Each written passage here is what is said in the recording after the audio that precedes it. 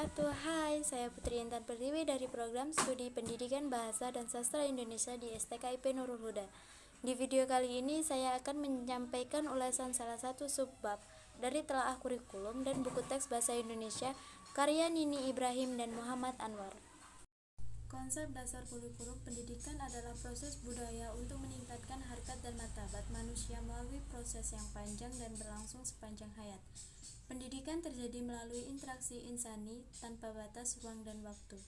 Pengertian kurikulum. Kurikulum bukan berasal dari bahasa Indonesia, tetapi berasal dari bahasa Latin, yang kata dasarnya adalah kur. Secara harfian berarti lapangan perlombaan lari. Maksud lapangan tersebut dijabarkan bahwa bahan belajar sudah ditentukan secara pasti dan mana mulai diajar dan kapan dia akhiri, dan bagaimana cara untuk menguasai bahan agar dapat mencapai gelar. Definisi lain mengenai kurikulum menurut pendapat para ahli atau pakar. 1. John Dewey. Kurikulum merupakan suatu rekonstruksi berkelanjutan yang memaparkan pengalaman belajar anak didik melalui suatu susunan pengetahuan terorganisasikan dengan baik yang biasanya disebut kurikulum. 2. Menurut Van Clifford, kurikulum adalah suatu susunan pengalaman belajar terarah yang digunakan oleh sekolah untuk membentangkan kemampuan individual anak didik. Yang ketiga, James Popham dan Eva Becker. Kurikulum adalah seluruh hasil belajar yang direncanakan dan merupakan tanggung jawab sekolah. Materi kurikulum mengacu pada tujuan pengajaran yang diinginkan.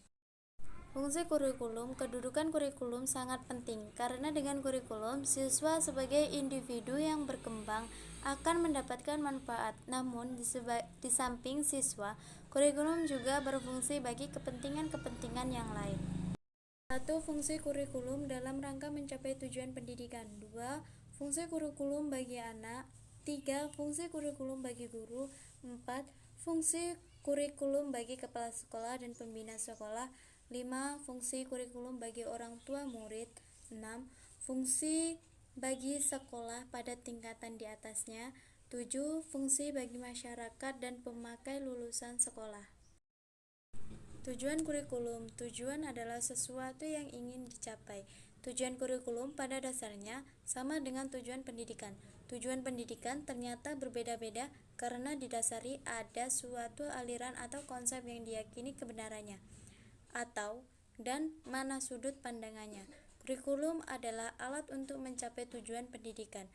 Tujuan pendidikan ini adalah sesuatu yang abstrak, ruwet, dan kompleks.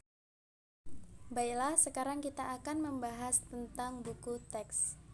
Definisi buku teks dapat didefinisikan sebagai berikut. Buku teks adalah buku pelajaran dalam bidang studi tertentu yang merupakan buku standar yang disusun oleh pakar dalam bidang itu buat maksud-maksud dan tujuan interaksional yang dilengkapi dengan sarana pengajaran yang serasi dan mudah dipahami oleh para pemakainya di sekolah-sekolah dan perguruan tinggi sehingga dapat menunjang suatu program pengajaran.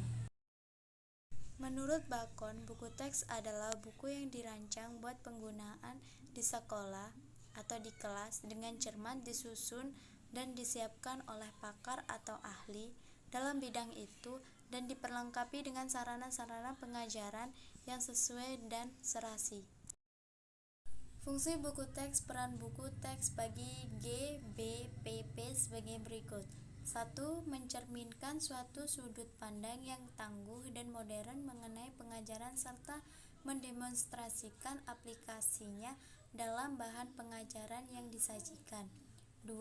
Menyajikan suatu sumber pokok masalah atau subjek mater yang kaya, mudah dibaca dan bervariasi, yang sesuai dengan minat dan kebutuhan para siswa sebagai dasar bagi program-program kegiatan yang disarankan, di mana keterampilan-keterampilan ekspresional diperoleh di bawah kondisi-kondisi yang menyerupai yang sebenarnya.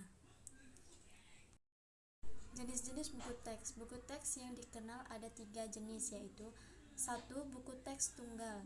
Buku teks tunggal ialah buku teks yang hanya terdiri kapasitas satu buku saja.